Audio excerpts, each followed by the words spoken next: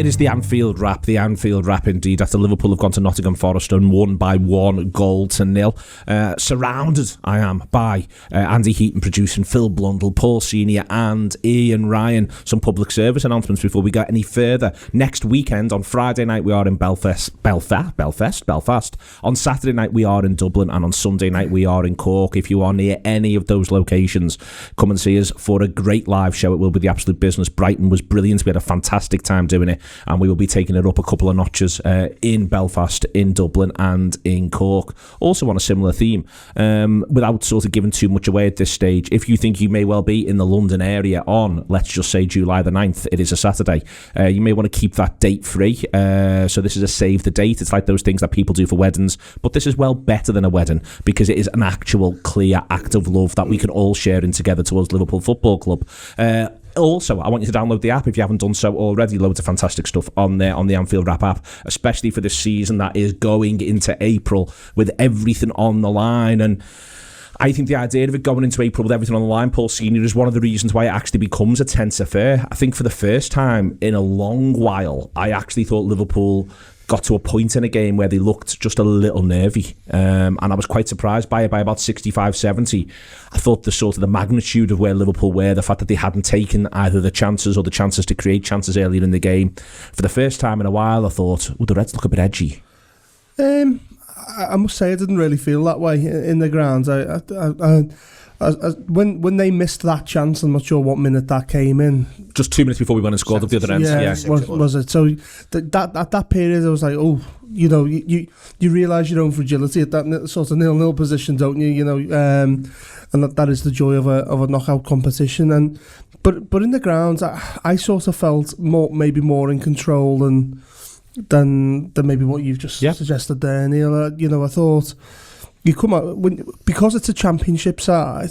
You're never going to come out of that game with tons of credit if you beat them even 1-0. And I don't think Liverpool this morning will be getting all the headlines. But the objective going into it, and I looked at this as a really tough tie as soon as it was drawn, because Nottingham Forest championship side, yes, but Nottingham Forest good championship side. Well, I'd probably rather have faced anyone from the bottom 10 of the Premier League at this moment in time. I know exactly what you mean. They felt like a team in the ascendancy, full of confidence, very well organised, with what evidently looks like a really good manager. And it's not that I didn't fancy it, I always fancied us, but I knew it was more of a banana skin than maybe that what people were giving us credit for.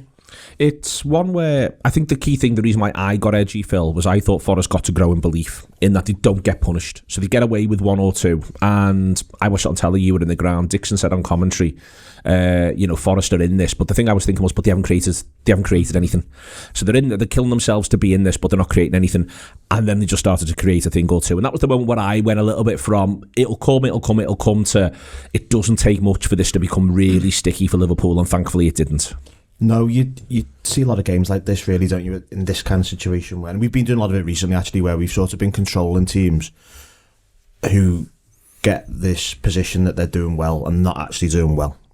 Yeah. But what we did yesterday is we let Forest get to the point where they actually did start to do well, because that chance he missed is a sitter. There's the header as well. I think the header was at 1-0, wasn't it? The header was at 1-0. The header was at 1-0, and he should do a lot. But it's a difficult header, but it's behind him, and he's put it straight to the goalkeeper. But if you said to him again, do you think you should have done better? I'd guarantee you'd have gone, yeah, that's about as badly as I could have executed that. So we've got there in the end, but it wasn't difficult. And I think you make up. There's a lot of changes, like the triangle on the right, for example. And I'm sure we'll come on to Oxlade-Chamberlain later.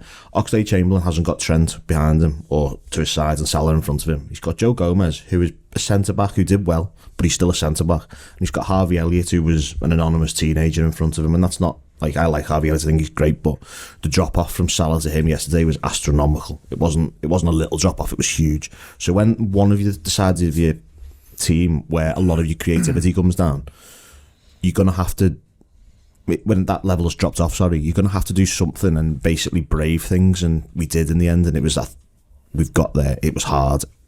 I'm glad that's over, because it was graft, and you can't win these games, really, can you? No. Because you're supposed to win. You're supposed to beat Nottingham Forest because they're a championship team. The key moments in the game I've mentioned their miss, Phil's mentioned their miss, obviously there's our goal we'll come on to, but another key moment is first half when we get in on a couple of occasions, I think really quite well, but one major one when Firmino's got the chance to make it 1-0. I think if that goes 1-0 to Liverpool at that point, Ian, it probably does become a more straightforward afternoon, and an afternoon not dissimilar to the one that Chelsea had the day before away at Middlesbrough. It is you just have to score in that scenario, and it's frustrating that he doesn't, because as I say, I think it would have just all been much more straightforward if he had. Yeah, it was all too casual, wasn't it? I think Fowler spoke after the game about, the goalie wants to make the goal as small as possible, but the forward's job is to make the goal as big as possible, and he doesn't really open himself up for Firmino at all, and it's just the most casual of finishes, and it was hugely frustrating because he has to slot that, and I totally agree. The game then becomes something very different. Forest start chasing it, Liverpool will find gaps and exploit those gaps. I also think as well, the tackle on Jota, which looked like a good tackle in real time, for me it's a pen. It's a pen. I don't think he gets anything on the ball, Worrell. I think he slides in and you think he's nicked that, and then when you see it in kind of slow motion, I think Jota kind of controls it really well, shields it really well, and he kind of just clips him. So I think that was potentially a penalty. And again, if Liverpool are going in 1 or 2 up, it is a very different game, as we've said. I think Paul's right to frame it as Forest are in the ascendancy. There's a back catalogue there of the Arsenal game, the Leicester game, where they've played really, really well. So Liverpool knew what they were walking into. That said, I thought the atmosphere, certainly coming through the TV, felt like a proper atmosphere, like a proper cup atmosphere, where it can get on top of you a little bit if you're having a poor game. And I think 1 or 2 don't maybe cover themselves in glory. Phil's touched on a Harvey Elliott there. I think you can caveat a lot of that with he's on the back of an injury. I don't think it works for Chamberlain, I have to say. And again, there's caveats about you're playing with slightly different players than what maybe you'd normally would do. But it's not great. It's bouncing off him a little bit. I also think, and you've mentioned about Firmino maybe being the best attacker, but again, I thought he's quite sloppy at times. It's bouncing off him a little bit. It's a little bit casual. Jota the same, gets the goal. But his link-up play wasn't particularly great. Now he's got this ability where he can have a poor game and still get a winning goal, which is why we love him so much. So I think it was a little bit sloppy at times, and I think Liverpool, albeit are getting into good positions, you'd say the final ball, certainly in the first half, was letting them down time and again. Did you feel as though it was one game too many? I think it's been a funny little run, this, and actually, when you now look at this run of games as it is, it's pincered either side, I think, in quite an interesting way, where there's ultimately Liverpool end up in a situation where the games that mattered to them were Brighton and Arsenal. The game against Inter Milan was, we're already 2 up from the first leg, and there was this one that almost felt a bit like, this is the end of this particular run. 100%. I think Jota frames it like that in his post-match interview, where he says, we knew this was going to be tough because it is the last game of one of these runs, and Liverpool have had to make a few changes as well. There's an awful lot of creativity's come out of that team, especially the full-backs. And I think, Phil's talked about Joe Gomez there, and I think he does really well, to be honest. I'm not a huge fan of Gomez at right back, and I don't think he is. Maybe some of that is because of the injury he suffers at Burnley that one time, but I don't think it always looks necessarily comfortable for him, understandably so. That said, he's not afraid to put himself in the positions where he can get a ball in. No one can replicate what Trent does, but I think he does a really, really good job. Neil, it was always going to be tough, and when you talk about Nottingham Forest, this is a team who are on the cusp of the playoffs. They've been on an unbelievable run. Cooper's done a magnificent job. They're bottom of the league under Chrissy Houghton. He comes in after 6 or 7 games, and they've been flying ever since. They're on a really good run last 10. As we said, the crowd can get on top of you a little bit. So it was never going to be easy. I think Liverpool do deserve quite a lot of credit for yesterday. I think on Forest as well, it's funny sometimes when you get these sides, and as I said before, in the ascendancy, they feel... When I was in the ground yesterday, I thought to myself, these are ready for the Premier League. The whole club felt like it was being geared up for the Premier League in terms of, I don't know, if you go to the match enough, you just get the vibe. No, but watching it, I felt like it didn't. It reminded me of Brentford away. It reminded me a lot of Brentford. I felt where this season it looks like, and touch all necessary wood, Brentford are going to stay up. From this position, that's what it looks like at the moment. Without sort of having anyone who you call a superstar until they brought in Eriksen, with all due respect to Ivan Toney, without it looks to me as though, looking at Forest there, the atmosphere, the idea that they could have certain big games, certain big evening games. That's what they look like to me. They look to me like really well organised, got a really clear plan, and it just reminded me massively of Brentford. 29,000 in the ground, fans feeling like they're ready to go up, that they're on and you know what, they mightn't be on the journey this season, but they're on the journey to the Premier League, and it might not happen in May. But it feels like it's inevitable that it's going to happen. I think it will happen in May. I think it might happen in May as well, looking at them yesterday. But under this manager, I think they've got the belief that they're going to go up. I think that the danger is if they don't go up this summer for them, that they might lose the manager to someone else. It could be our neighbours across the park, maybe, if they've got any long-term vision. But yeah, they haven't, so it's fine. Yeah, they did feel formidable, and I was surprised when I heard it was 1999, but the last time we played them, it was on a little quiz before the game. Phil Blundell obviously got the answer right. He was 45 at the time. So no, it was, and I think what I came out of that game thinking was that's a better result than we're ever going to get credit for. Big miss, followed by a Liverpool goal. Been a few of them recently. Also, another part of this, and the same person has popped up with it as well. Diogo Jota doesn't feel particularly involved in the game, scores a hugely significant goal. It's quite a theme, it's quite a trick to be able to pull off, I'd say. Yeah, I think not involved in the game was a bit of an understatement, because me and Paul were stood next to each other, and when we saw 4 subs on the sideline, I think the first person I had as going off was probably Jota. I thought he was quite poor. It wasn't that leaving a lack of involvement. I thought he was genuinely poor on the ball, decision making. Just everything he did was wrong, pretty much, I thought. And it's not the first time this has happened recently. And I think there was a game the other week, and I can't remember which one it was. It might have been Inter. I think it was Inter, where I think I did the post-match show and was saying, usually as these games aren't infrequent for Jota, but he gets the goal, and he does that yesterday. So, if he does this another 10 times the rest of the season, I'd be absolutely delighted. I mean, I'd rather not have to watch the other 89.5 minutes, but if he gets that goal and we win 1-0, I'm absolutely fine with it. That's the danger with him, I feel, at the moment, is when we and Phil on the ground were talking about that, I caveated it. It was like, I felt exactly the same about him on Wednesday night at Arsenal. And I was hooking him, and the manager was hooking him. It was like seconds later he was hooked, wasn't it? But that's the danger in taking him out of the game, really, is... Yeah, you're chasing the lead. Well, who's most likely? It always, out of the options we had yesterday, it always felt like him. Especially in a game like that as well, where we weren't creating loads with regular. I mean, I don't remember their goalkeeper making any real saves. Well, the goal was a chance, yeah. but it's not cut and dry. No. He's done really well, considering as well as Simicast, obviously. I think the temperament's phenomenal, Ian. That's my main sort of take from it with him. His temperament is absolutely phenomenal. He stays in the moment. He sees his opportunity. It's a tremendous finish. It's a great finish. It does feel like he's got no ice through the veins, and I think you can see why people do make the Fowler comparison. I think, in between the goalposts, he just comes alive, and I think you've almost got to accept sometimes that he is going to have those frustrating games, but my God, he brings goals, and he brings goals in important moments as well. The Arsenal one, as Paul's mentioned, but then yesterday, you could argue that Liverpool never really looked like they were going to make the breakthrough. But whilst you've got someone like Jota who's got impeccable movements, I mean, his movement's sensational. It is very Fowler-esque, the way he kind of takes the defender one way and then goes in behind. It was a brilliant goal, and that's 19 for the season now, and that's outstanding, to be honest. I mean, 19 goals. I mean, I don't think anyone, when he signs, is thinking he's going to get kind of near the levels that he's got to so quickly. People often talk about his ability in the air because it is a thing. He's great in the air. And yes, there are times where he will frustrate, and I think there's been a number of performances where you think his link-up play could be a little bit better. They'll be working on that.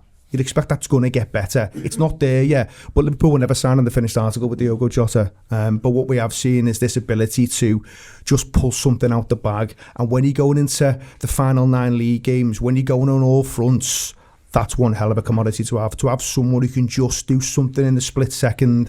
And as I say, he's a defender's nightmare, because that movement is just phenomenal. It is elite level, the movements. And whilst you can say, well, he could be better at this, he could be better at that, there's lots and lots of things to kind of talk about and praise him for.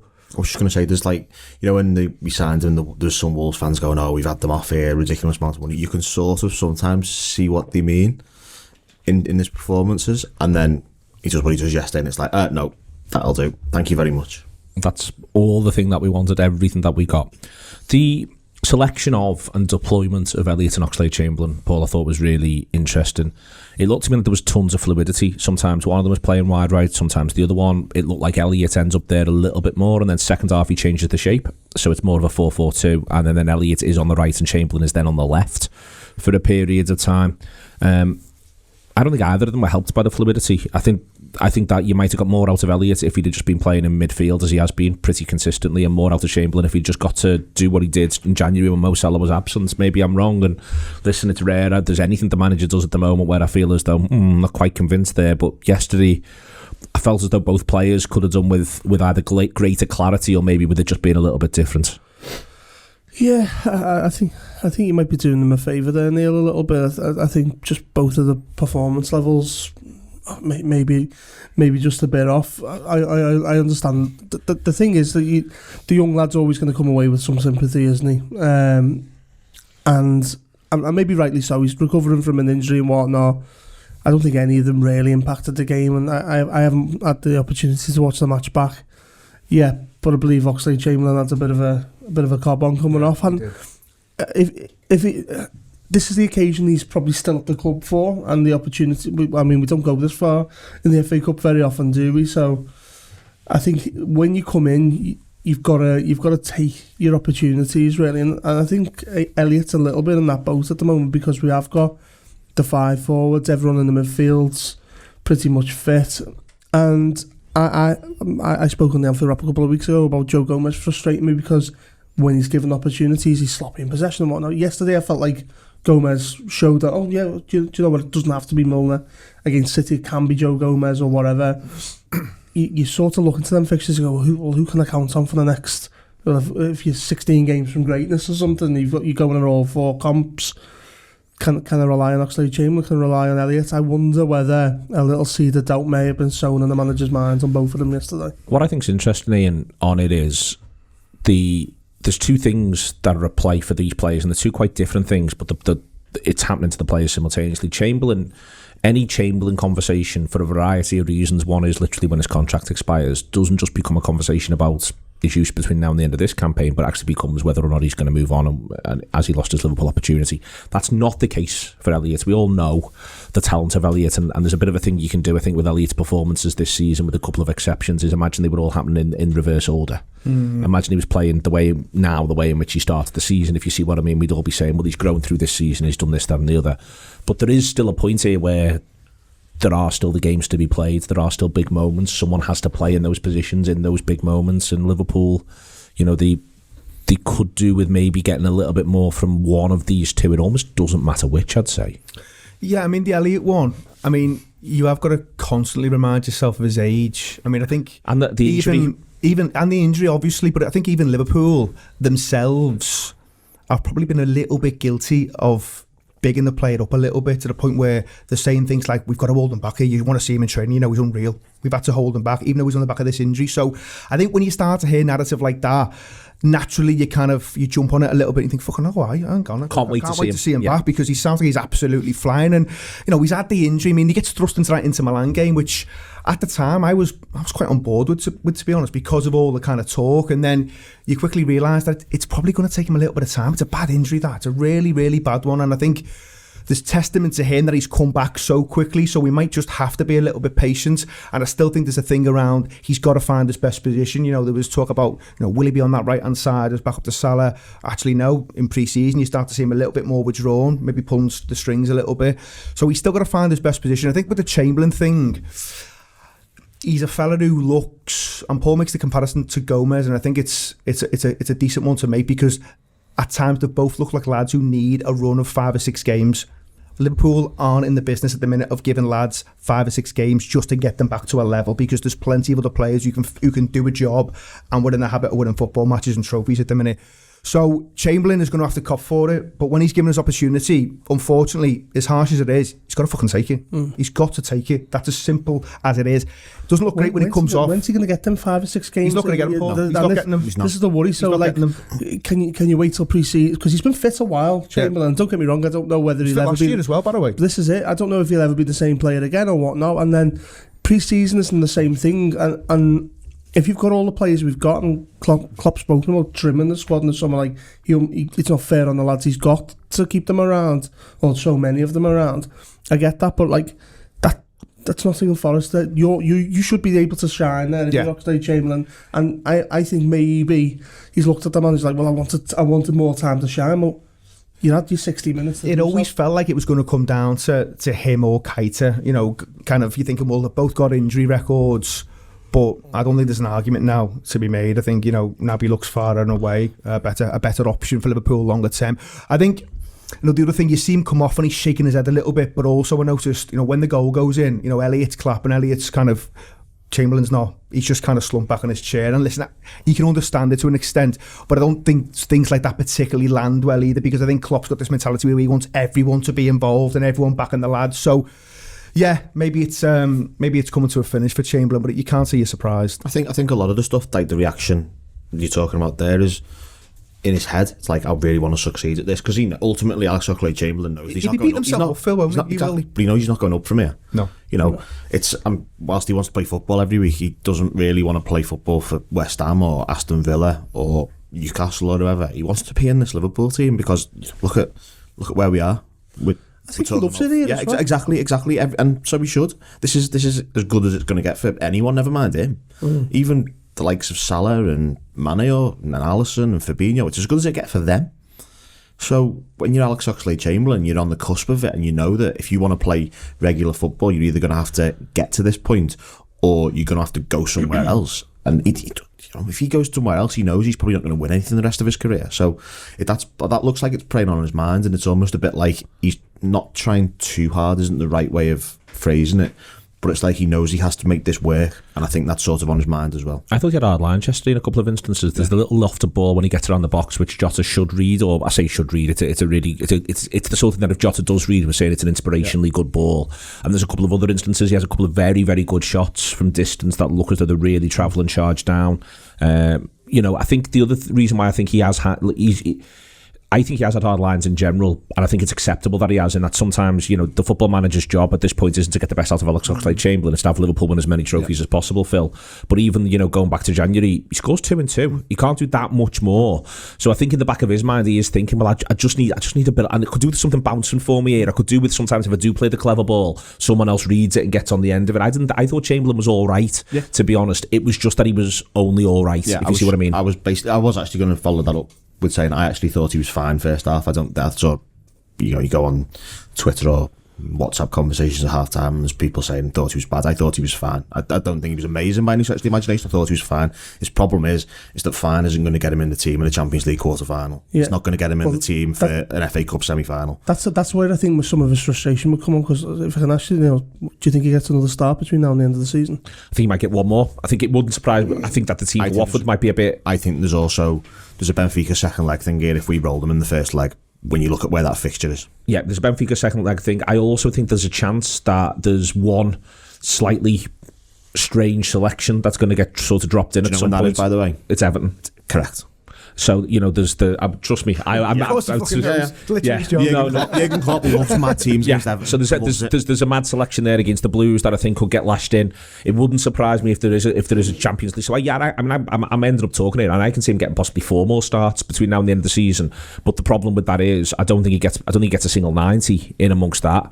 And it also wouldn't surprise me if he's almost used in this way of, you're going to be part of tiring some lads out here for an hour, and then we're going to bring E.G. Luis Diaz on, and he's the one who's going to get the glory and get the moments. And that, I think, for a footballer who's trying to prove himself, is a bit harsh. But then the flip side is, we've all got a role to play at this point, you know, and that, I think it might well be that the conversation maybe the manager needs to have with him, he's not going away on international duty. I'd point that out as well. So he's got a few days here where if they're doing somewhere, he can do some. But maybe the conversation needs to be with him is, you've just got a role to play here. So try to make your peace with the fact that you've got a role to play here. It's not the one that you want. See him getting the bib and playing right back in training. He could do worse things than volunteer. He could do worse things than volunteer and stick his hand up and say, I'll have a go at that if you don't mind, Gaffer. I think the international break is quite interesting, knowing that I think he quite possibly goes Watford. Yeah. Especially with we play Benfica on the Tuesday. There's basically Fabinho's in Brazil, Salah and Mane going at each other, etc. So there's that Watford. I think that Watford team is going to be really quite interesting, actually. All right then. Two who I think come out of the game with an awful lot of credit in Joe Gomez and Ibrahima Konate. I think they both play very, very well indeed. On Gomez first, what I liked about him from right back, he is not Trent Alexander-Arnold. He's not going to be Trent Alexander-Arnold. We've all got to accept that and move ourselves along. But I thought he was willing to take a few chances, take a few risks, flash a ball across here and there. He wasn't ponderous when he got around the final third. And I think that that's the thing in the past. And that's often your criticism of centre-halves playing full-back, is to get towards that. I remember a Ranier Klavan game at left-back at Everton, where every single time the ball came to him when he was over the halfway line, Ranier was almost like, but what the fuck do you expect me to do with this? The thing here for Gomez was, he at least had a plan, and it tended to be quite direct when he got near their penalty area. I thought it was probably his best 90, Neil, since he's come back. I think there's been flashes where he's looked okay, but invariably, and you understand he's going to tire at times. And I think, you know, he's been one where he has just needed a run of games, but for all the reasons we've mentioned, he's not been able to get those games. He does well yesterday. I said before, he's got no issue putting himself in the areas to put decent balls in, and we know he's not going to have the delivery of Trent, but no one has. No one's got that delivery. You know, Gary Neville often gets referenced as one of the best right backs in the Premier League history. He's got 35 assists in a 15-year career. Trent's got 16 this season. That fucking tells you the game has moved on. The game has moved on, and Trent and Robertson have skewed how we look at what full-backs do. So I was pleased with Gomez yesterday. I think it's far too easy, and there's been far too many conversations about him being finished when we don't know, because we're not behind the scenes, and until you see him get that run, it's hard to really ascertain where he is in terms of his kind of getting back to what he was. I remember going to Leicester when Alisson makes that mistake, and you were there with me as well. I walked out of the ground that day thinking he's the best young centre-half in Europe. On the cover, he was fucking phenomenal that day. And he made a habit of being great on the cover. And there's a little snippet of it yesterday where there's a high line and he's great on the cover and he just sniffs out danger. And that's what he gets did. in, and Gomez sees it before the lads even see it, before the ball's played. He was great at doing that, sniffing danger, smelling danger. He's really good at it. And I think it's an asset that he's probably got over any of the others, I would suggest. And he's got that recovery pace, and you just want to see him get back to his best, because when he is at his best, he's one hell of an asset. As I say, I mentioned that game at Leicester. There's loads of other games. You know, you think about Everton in the Cup, where he was like the main guy in terms of seniority. Brilliant that day. There's loads of games where he was superb, and I hope he gets back, because for me, there's definitely a future if Joe Gomez could even show any signs of getting back to where he was 2-3 years ago. Yeah, I couldn't disagree with anything you've just said there. It's absolutely good performance from him. He was much better in possession than he has been as well recently, because I found him wasteful. But yeah, that little snippet that you got of him with the recovery pace and reading the game felt almost nostalgic, and it shouldn't feel that for someone who's still a young footballer who has had a terrible time with injuries. But it was just a timely reminder just how good he was, and it was also nice to see him coexist with Konate, who must be his, you know, not literally, but it'll feel like his enemy, you know, because Konate then puts in another absolutely fantastic performance. But it was nice to see that coexisting with Joe Gomez in the Liverpool team. What's important, I think, is that when he is playing right back, the team have got to help him out early, because it's so different to what Trent's going to offer, and that's part of the problem we've had with Trent for quite a while. That's where sort of the 4-4-2 thing, where he ends up with Henderson and Thiago, it's so that Gomez is always going to have a ball. Yeah, absolutely. There is a long-term thing where when Trent's not there, it's been like, well, what do we do here? And we've tried Milner there to sort of try and replicate him, but even Milner can't do that. Milner's been a top-quality centre midfielder for the best part of 20 years now, and he still can't do it. So what hope have other players got? And Gomez, he's not even he's a centre-back ultimately, isn't he? So we've got to, as a team, adapt and make it easier for him. And I thought we did that yesterday. It was one of the first times I've seen us do that yesterday, because he's had a go recently, and it's not been quite the same, has it? But it was better. It was better yesterday, and he looked a lot more confident in it as well. It's like they've actually sat him down instead of just going, "Oh, you're playing right back today." It's like they've had him for 4 or 5 days and gone, right, you need to sort of do this, you need to go here, you need to go there, you need to do this, that and the other. On Konate, Phil, it looks like he loves these games at the moment. He seems to be absolutely relishing every opportunity. I thought he was good, even at times when I thought Van Dijk was getting dragged into bits and pieces, which was a bit strange. I thought Konate was there and was rock solid. Likes a battle, doesn't he? He really liked the front foot combat with Keenan Davis, didn't he? He really loved getting in his face, sniffing any balls out into his feet, getting right up his backside and getting stuff to stop him doing anything. Because I think that was the danger. If you can let someone with the sort of the profile, there's a specific word I was looking for, I can't remember what it was, but someone like Davis, you let him get on the ball and hold it up and back into you and get his team 5-10 yards up the pitch, it makes things really difficult for you. And what I thought he was really good at, getting right in his back and stopping the ball from getting to him, and that enabled us to be able to squeeze them backwards. The 4 subs all at once, Ian, was interesting. As I say, they come out second half, he shifted the shape. You can see it's sort of becoming clearer on the pitch at the time, but then he does decide to go with the footballers. Now, there's something here where I thought both Henderson and Thiago were really good, but it also coincides with ultimately Nottingham Forest getting a few more opportunities. Now I think Nottingham Forest take a few more risks. There's lots of opportunities for Liverpool to be a little bit better on the counter, but the 4 subs was quite the dramatic move. It is, when you stop to think about the sort of, it's changing effectively 40% of your outfield players. You know, that is, it's almost saying we're a new football team now. One way or another, we're a new football team now. And I think that was, I understood the drama of the move, if you know what I mean, but I think it did sort of knock them a little bit for about 5 minutes as everyone was trying to work out what's what. Possibly. I mean, we spoke on the Friday show about whether he'd go with Fabinho or Henderson. We felt he'd have to go with one of them, because I think if you want to get the balance right, one of them has to play. So I think the Fabinho one was probably pre-planned. He was always coming off on about 60 odd. But I think it does add something, because I think, you're right to kind of mention that, Thiago comes on. He's got this real habit, Thiago, of being able to come into a game, I should say, and just either get with the tempo or actually just set his own tempo. Yeah. Burnley being the prime example, where he comes on and just changes it dramatically. So I think it does help. It does make Liverpool a little bit more open for obvious reasons. But back to your point earlier on about this is coming at the end of a long kind of run of fixtures. Liverpool did not want extra time. They wanted to get it done and dusted. So I think the manager's thinking, well, we'll make these changes.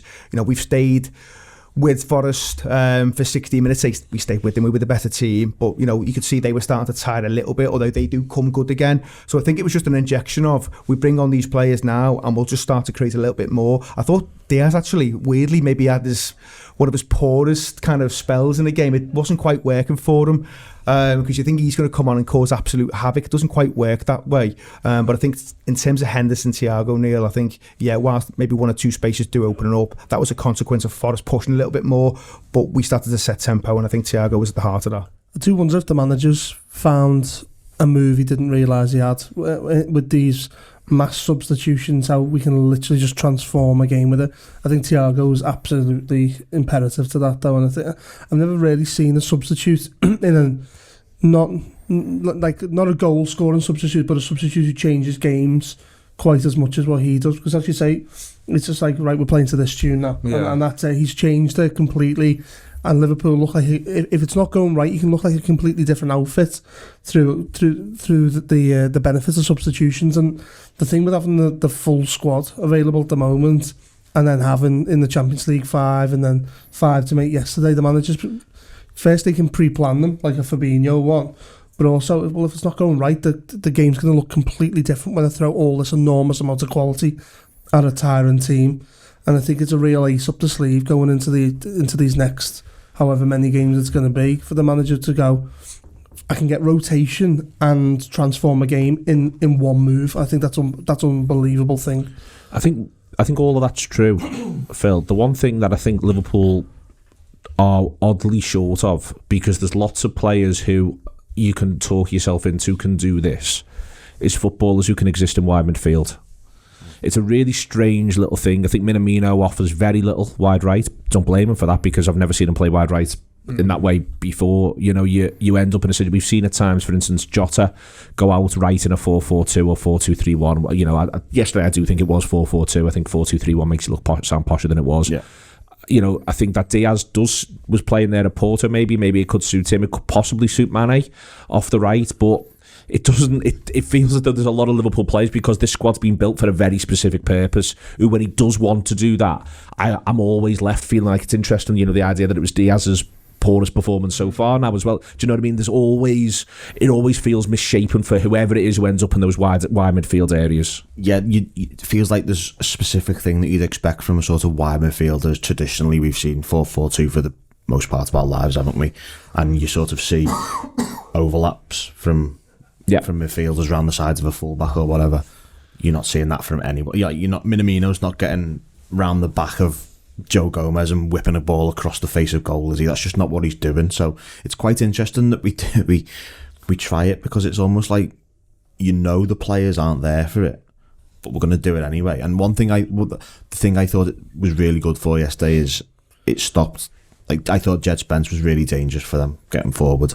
I don't think he attacked after we made those substitutions. He was so much fair. He was 5-10 yards further back, simply for the fact that he was looking at Diaz going, I'm not able to do that. I'm not able to go where I was now. And we just pen them back, and you eventually you break them down. Something I never thought was the manager's strong point, substitutions, I must say. And then I think recently, I don't think he's improved. I think it's just the options have improved, but he's making so much more of a difference than I think he ever has done in his previous 5-6 years at Liverpool.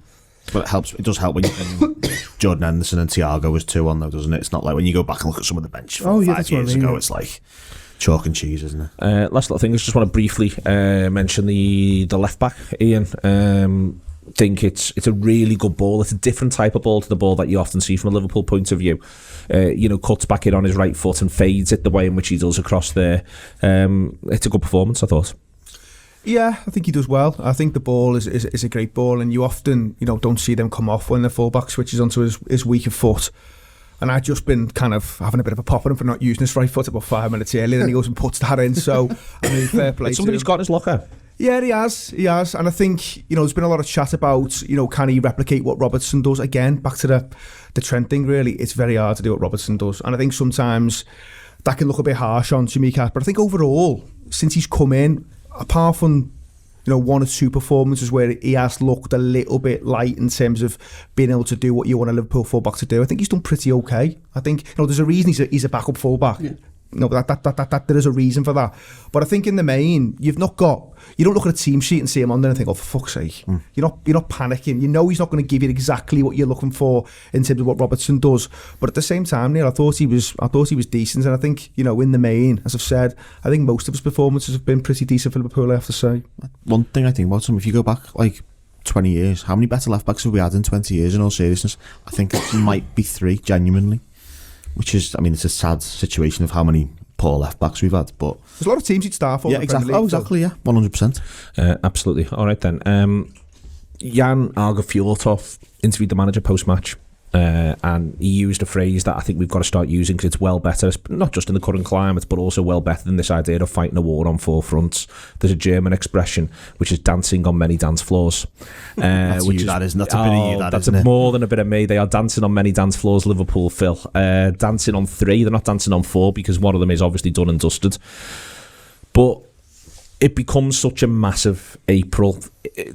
The idea that should be said by any Liverpool supporter with any form of jeopardy, I hasten to add, is ridiculous. It's the April of our dreams, to be frank, and that's the way in which it's got to be looked at. When you look at the run of games, don't go, oh my God, that looks like a tough run of games. Look at it as, well, not least, we get to watch these play over and over, but we get to watch them play over and over in these massive, massive football matches that are legacy, career defining potentially for this Liverpool team.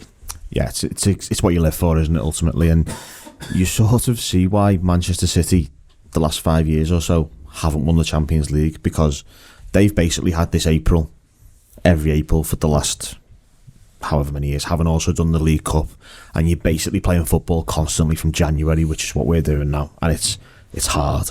You're looking at that fixtures and it's like, wow, and that's even with a favourable quarter-final draw. In the Champions League, yeah, with some not dreadful league games as well, and it's still the constant bang, bang, bang. It's going to be really hard, but what a month it's going to be. I'm so excited. It's fun.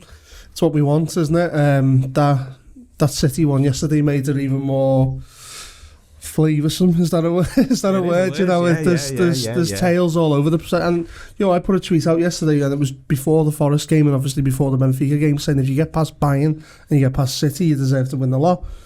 And that's not me saying that I expect us just to roll Forest and Benfica over. That I respect them, but that's almost like a prize in itself for me. Is you got past Forest, now you get Man City, you beat City, you beat Bayern, you're favourites to win both competitions.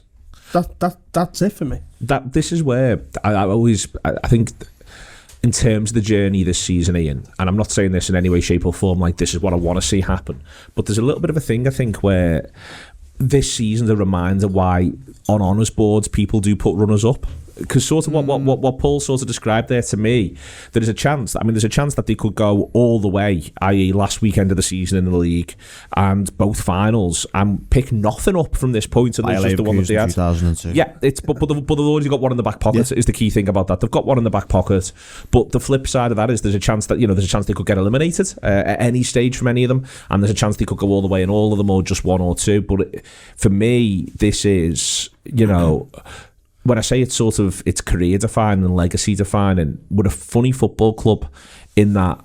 Listen, for me, the lads who won that Champions League in 18-19 and the lads who won the league for the first time in 30 years, they can have all the legacy they want. They can have everybody else's legacy. They can have great big bowls of the stuff. But you look at, for instance, the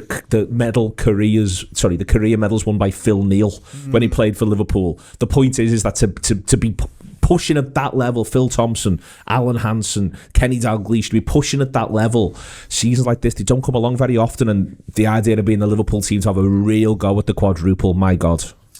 You're absolutely right to frame it that way. I mean, they won't talk about it in open forums, but you can bet your life the players are talking about it personally between themselves, because this is stuff where you're written into folklore. You can say it will never be beaten, but you can't say it probably will never be beaten because it's never been done. To go and win 4 trophies like that, that is a huge legacy, and the players will be only too aware of that. It often frustrates me where you hear about pundits talk about this Liverpool team, and they won't put them in the bracket of great teams because it's framed as one league title. And they conveniently forget there's also a European Cup in there as well. But they'll say things like, you've got to win 2 or 3 league titles.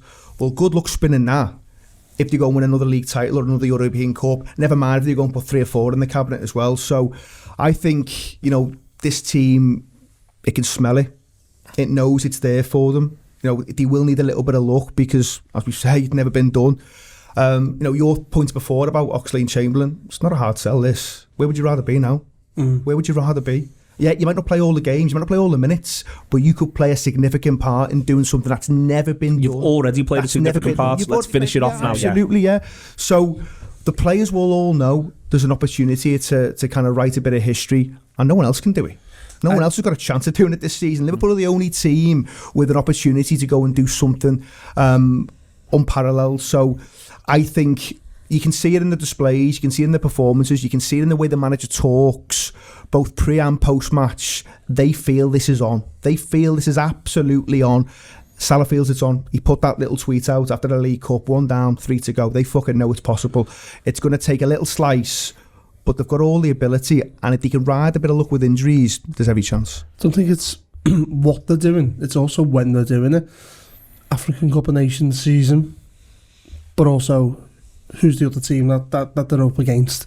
They're doing it in the Manchester City era. Let's frame it that way, because Manchester City are formidable, and to be on the cusp, well, you've got to go now and face them up. It's like you're playing Sonic the Hedgehog and you're facing the boss at the end now, and that boss is Pep Guardiola's Manchester City. You've got to go and jump on his head a few times between now and the end of the season and collect those rings. Well, that's it, isn't it? Because you've got to see them off in 2 competitions at least, and that is the real test that comes at the end. Go and do them in the FA Cup, surpass them in the league, and you possibly might have to do it again in the Champions League. And if you can achieve all that, then you do deserve history's on your side, that you deserve to be recognised as one of the best teams ever. The tightrope styled nature of the season at the same time is a little bit weird though. Like, we talk about this and it's fine, like the season could be finished after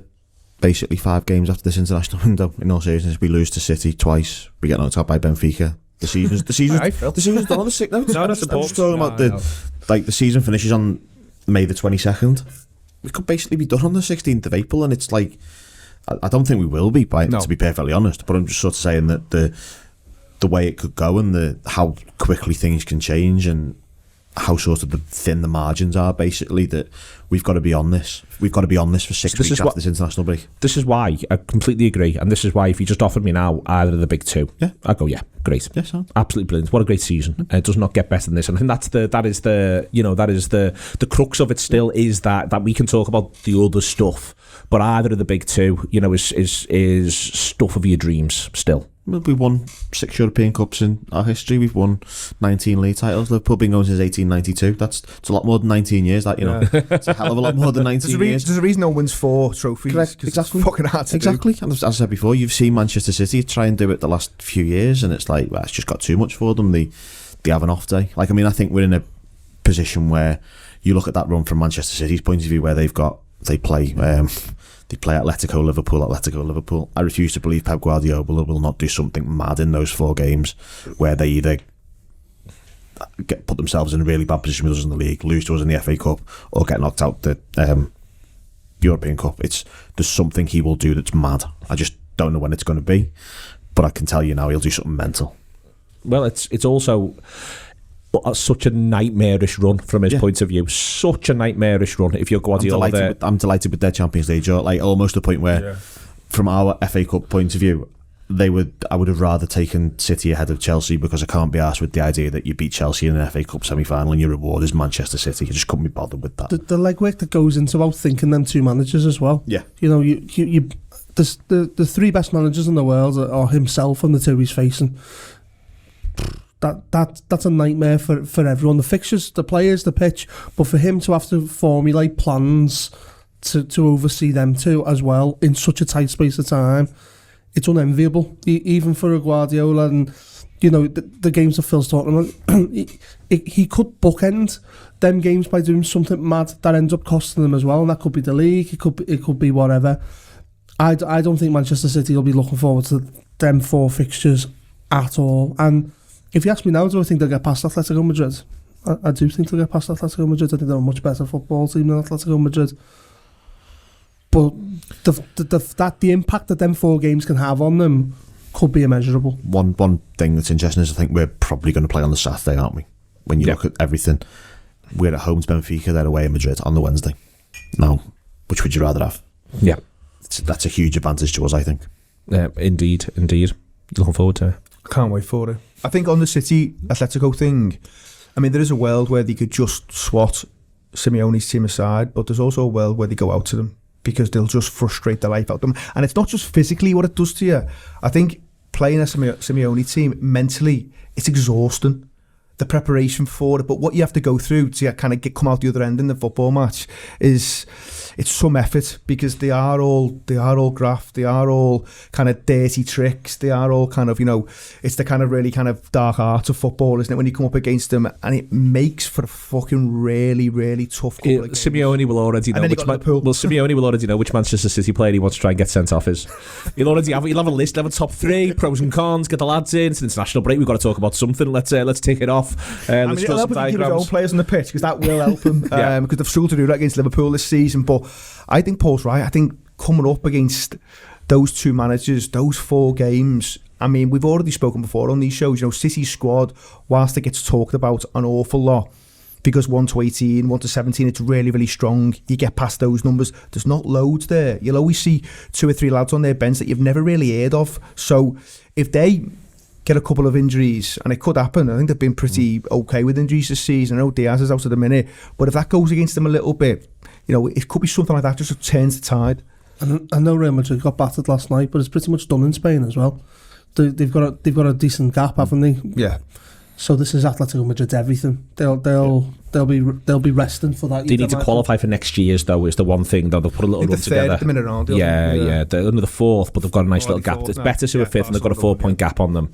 They're level on points with Barca, and they're 3 points behind Sevilla. So they're They just need. It will be no bad thing if whatever the next weekend game is, Atletico Madrid just stroll through it, get all 3 points, Betis drop some points, and then it does become, right, lads, there's one thing for us left to do here. Yeah. And to go from there, marvellous stuff, absolutely marvellous. What a time this is to get stuck into the mighty boys in red. Download the app, enjoy everything that's on there, use the tokens and go from there. It's been an absolute pleasure. Of course, it's been an absolute pleasure. I have a thing, said it for years doing this job. One of the things that you rate a good season with is whether or not you're still in with things to believe in and things to hope for in April. Liverpool could not believe in or hope for any more.